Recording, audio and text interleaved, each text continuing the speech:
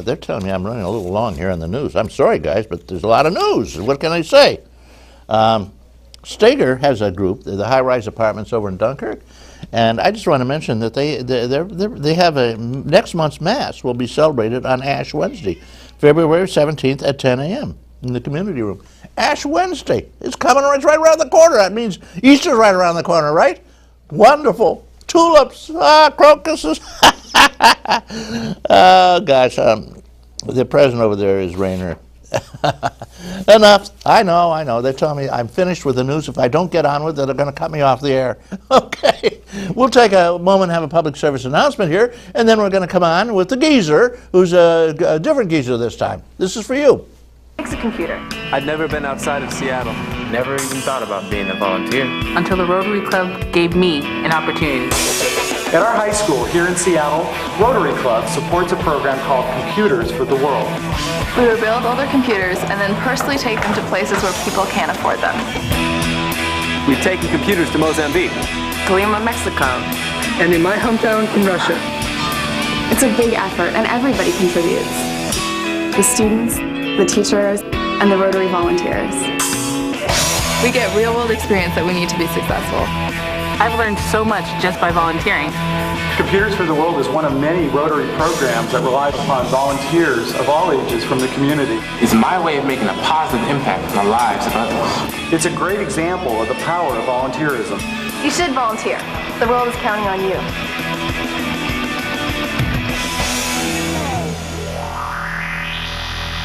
Okay, we got the geezer on here, and he shoots from the hip.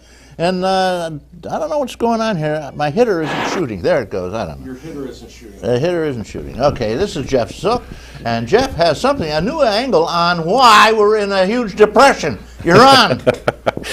Gee, that's quite the statement. He But shoots thank from you. the hip. But thank you. Yes. Good morning to you all.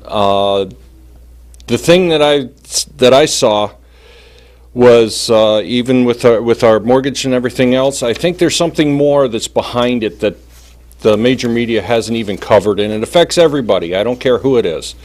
The mortgage crisis didn't seem to affect everybody. That was only the people that had mortgages. But I'll tell you what, every time I pull up to the gas pump, I get angry. It's just ridiculous. How much we had to pay for gas. Even about a year and a half ago, we were paying over $4 a gallon for gas. I drove to Fredonia to finish up my schooling up there in Fredonia a couple of years ago, and I was going 5 days a week. By the time I drove up and back, that took about 3 gallons of gas in my truck.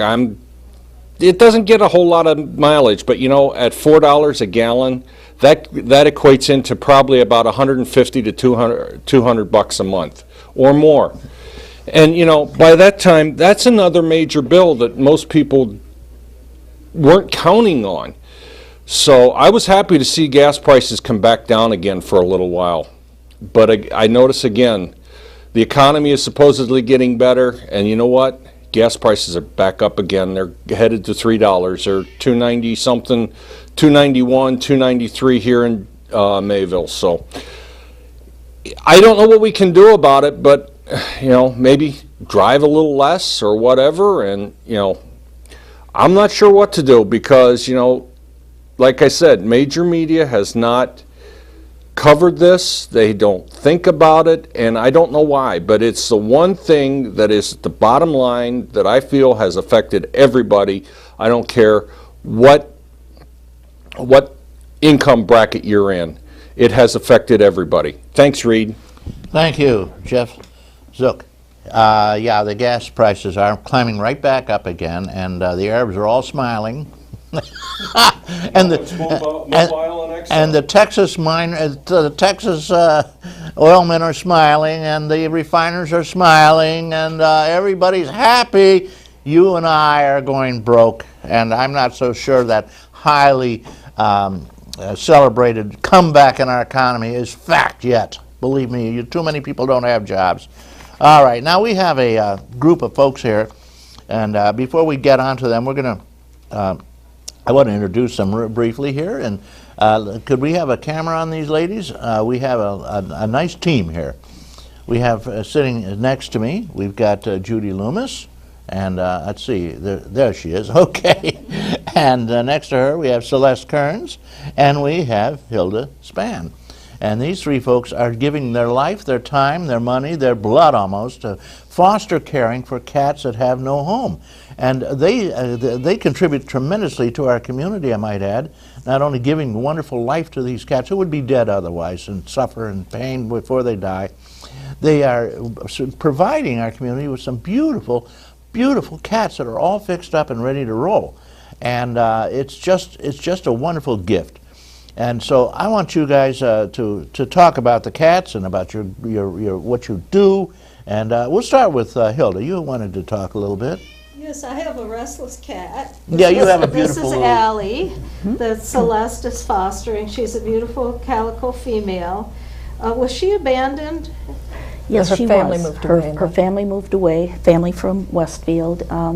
Left her to fend for herself. She received a bite on her lower back near the base of her tail, which became infected and abscessed, and she had to be treated for that. She was placed in foster care, did very well. We took her to an adoption event in Irving at Just Pets. She found a wonderful home with an older woman who shortly thereafter suffered a fractured hip and had to go into a care facility. So poor Allie was back into foster care, and I took her home with me following one of our adoption events, just so that we could alleviate some of the pet overpopulation in the other foster home. And she's just wonderful. I think she would be a great senior companion. She's beautiful, as you can see. She has lovely green eyes, and she's yes, she's got that kind of high-strung personality, which I think a lot of people expect from a calico. Not everybody agrees with that, but she is really really fine, ready to go. About 2 years of age, and she's all up to date on her shots because she just went to the vet within the past couple weeks. So here's a cat that is got it all. Okay, well, thank you, Celeste. Allie is up for adoption, and anybody who wants her, you could call in right now and place your order.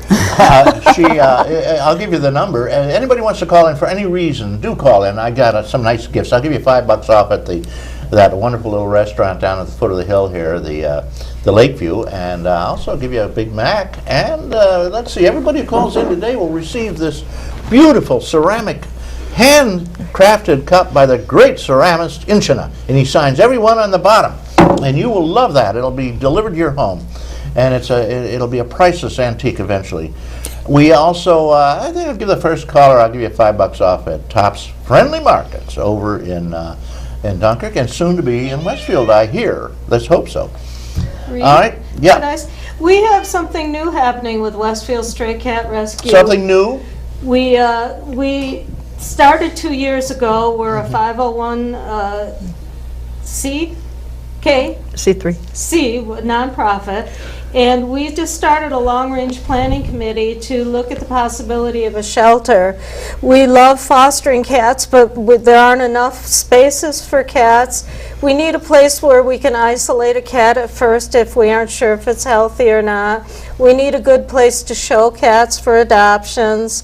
And so we're starting to explore the possibility of having a physical shelter to take care of our wonderful cats. And we're having dialogues with the mayor and that sort of thing. So we're looking for a lot of community support on that project. It's a big project, and we're very excited. Well, it sounds wonderful. Let me ask you something. Now, this is a pretty expensive proposition. What do you figure, in a ballpark figure, it takes to set up a small shelter? We were hoping to get an existing building. There's so many empty buildings, it seems like the best stewardship to use an existing building. And then when we find out, we would try to get a grant to purchase the building or renovate it. But we don't really know till we get the building. A cat shelter doesn't have as many needs as a dog shelter. We don't need runs, we don't need cement floors, so it wouldn't be as complicated a proposition, but we don't know if we're looking at $30,000, $60,000 until we find